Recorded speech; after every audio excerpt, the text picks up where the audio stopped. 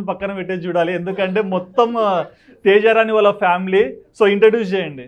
మా నాన్నగారు, నాన్నగారు, ఓకే, అమ్మ, అమ్మగారు, తమ్ముడు, అన్నయ్య. పేర్లు? అన్నయ్య పేరు వచ్చేసి రాము, తమ్ముడి పేరు వచ్చేసి రమేష్. ఓకే. సో నాన్న ర్యామ్స్ అని పెట్టుకుంటాడు. నాన్న పేరు, అమ్మ పేరు? డాడీ పేరు సదానందం, సదానందం, సుమృత పెళ్లి సదానందం. ఓకే. అమ్మ శోభారాణి. శోభారాణి, తేజారాణి, శోభారాణి. బట్ మీరే చెప్పండి, ఇంటికి పెద్ద అబ్బాయి మీరే. సో ఈ సంబంధం వచ్చింది, ఇవన్నీ జరుగుతున్నాయి, ఓకే.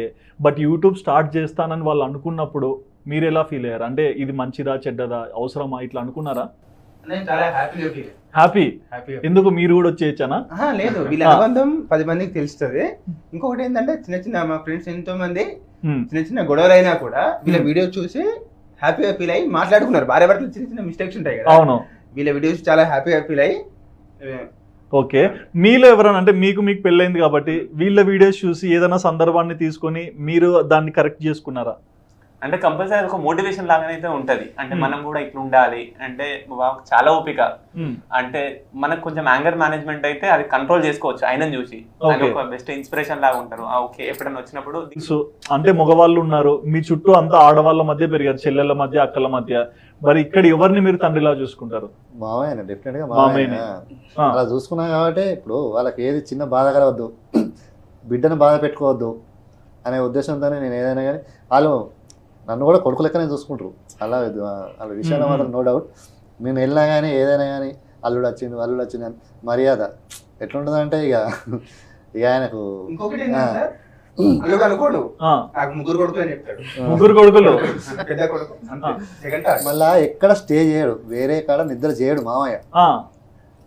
బట్ చూడడానికి మాత్రం కలిసి ఉంటే కలదు సుఖం. ఆ రోజుల్లో మేము కంబైన్ అంటే ఫ్యామిలీ బాండింగ్ సినిమాలు ఎక్కువ చూసేవాళ్ళం.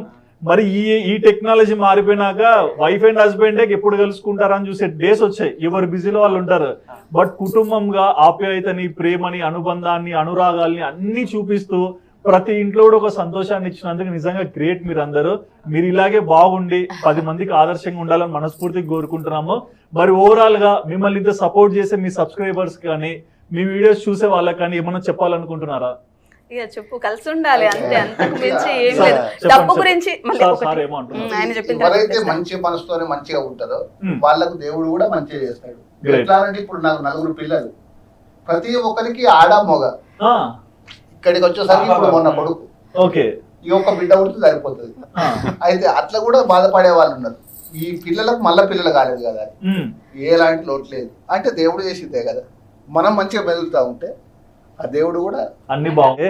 సో మీరేమంటారు మొత్తానికి? అంటే చిన్న సింపుల్ ఎజెండా ఏంటిదని అంటే, నార్మల్ గా మనం ఎమ్మెల్యేతో కానీ ఎంపీ తోటి కానీ అంటే పరిచయం పెంచుకోవాలని చెప్పి చూస్తాం. మన ఫ్యామిలీలో ఎవరైనా ఎమ్మెల్యే ఎంపీ అయితే గిట్ట మనకి ఎక్కడో డైజెస్ట్ కాదు. అంటే ఒక చిన్న ఫీల్, జెలస్నెస్ ఉంటుంది. అది ఒక్కటి పోతే కంపల్సరీ అందరూ అయితే బాగుండొచ్చు. ఈర్ష్య లేకుంటే నేను ఆల్రెడీ ఎంబీఏ కంప్లీట్ అయింది కోటిలో. నాకు 80,000 జీతం ఇస్తా అన్నారు. కానీ అక్కడ మా అమ్మ నాన్న వాళ్ళు చూసుకుంటే 20,000 జీతాలకే చేస్తున్నా. 4 రోజులు అమ్మ నాన్న వాళ్ళతో కలిసి ఉండాలని, నాకు చేయడం ఇష్టం లేదు, అమ్మ వాళ్ళతోనే ఉండాలని. ఇక్కడ అంత సాలరీ ఉంది కదా అంటే అయినా కూడా వద్దు. కానీ మిమ్మల్ని చూస్తే నాకు కొంచెం జెలస్ వస్తుంది. నా దృష్టి మీకే. అంటే మా నాన్న ఎక్కడో ఉంటారు, మా అమ్మ అన్నీ ఉంటారు, కలుసుకునేది చాలా తక్కువ. బట్ మిమ్మల్ని చూసి అరే నేను ఎన్ని, అంటే ఈయన అన్నారు కదా నాకు ఇంత జీతం వచ్చినా మా నాన్న దగ్గరే ఉంటాను, ఆ ప్రేమని నేను చూసుకుంటున్నాను. కాదా, నేనైతే అనుకుంటాను ఆ ప్రేమ నాకే కాదు, నా పిల్లలు కూడా చెందాలని వీళ్ళ దగ్గరే. గ్రేట్. నిజంగా అంటే ఫ్యామిలీలో మోరల్స్ ఎట్లా ఉండాలి, ఆ వాల్యూస్ ని ఎట్లా తీసుకెళ్ళాలి. ఒక చిన్న టాబ్లెట్ నిన్న ఇచ్చిండు, నేను చూసిన కళ్ళతో. తాతయ్యకి బాగాలేదు అంటే టాబ్లెట్ తీసుకొస్తాను మమ్మనంగానే అది విని చిన్న అబ్బాయి 2 years అంతే టాబ్లెట్ తక్కువ తీసుకొచ్చి వాటర్ తీసుకొచ్చి తాతయ్య వేసుకో అని అంటే వాళ్ళకి ఎంత ₹1,00,00,000 అమెరికాలో అబ్బాయి చేసినా కూడా అంత హ్యాపీ ఉండదు. లేదు మీ అంటే మీకున్న ప్రత్యేకత ఒక సంక్రాంతి సినిమా అంతే. ఒక వెంకటేష్, ఒక శ్రీకాంత్, ఒక శివబాలాజీ అట్లా ఉంటారు. మధ్యలో మీరు పండగంటే చెల్లబావ వస్తేనే పండగ. బావ పదా వెళ్దాం అంటారు ఏమన్నా చేసినా కానీ వాళ్ళు లేని మేమే అక్కడ ఏదైనా మేము వెళ్తాం. ఇప్పుడు ఆషాఢం వస్తుంది, పోసమ్మని చేయాలా సైడ్ పిల్లని చేయాలంటారు. నేను వచ్చే రోజు చెప్తా అంతే. అల్లుడు బిడ్డ ఎప్పుడు వస్తే అప్పుడే మాకు పండగ. అల్లుడే మీకు అంతా. అంతే. మీకు ఉండాలి అక్కడ 1 వీక్ ఇక్కడ ఒక్కడే దగ్గర ఉంటాను. మా మనవాడు వెళ్ళనియాడు. గ్రేట్. అమ్మమ్మ ఆడపిల్ల అయినందుకు రేపు మీరు ఎందుకు ఉంటలేరు, ఎల్లుండి ఇట్లా వాయిదాలు వేస్తూనే ఉంటాడు. వీళ్ళు వెళ్ళే టైం కు మా బావ వచ్చి బ్యాగులు దాచి పెడతాడు, పక్కన పెట్టేస్తాడు వెళ్ళొద్దు అని చెప్పేసి. అంటే చాలా బాగుంటాడు. మేము బైక్ వెళ్ళేసి బైక్ గానీ ఏదైనా పార్క్ చేస్తే ఇంటి ముందు తనే వెళ్ళేసి లోపల పెట్టేస్తాడు. అంటే నేను ఎందుకు పెట్టాలి అని చెప్పి సేమ్ బ్రదర్స్ మామూలుగా మేము చూసేది ఏంటంటే చుట్టాలు వస్తే ఎప్పుడు వెళ్తారు, లంచ్ చేస్తారా, లంచ్ మళ్ళీ మనకు తలనొప్పి. నాకు చుట్టాలిటీ పోయిన ఫీలింగ్స్ కలగదు, నా ఇంట్లోనే ఉన్నాను. ప్లేసెస్ కూడా చూపిస్తాం.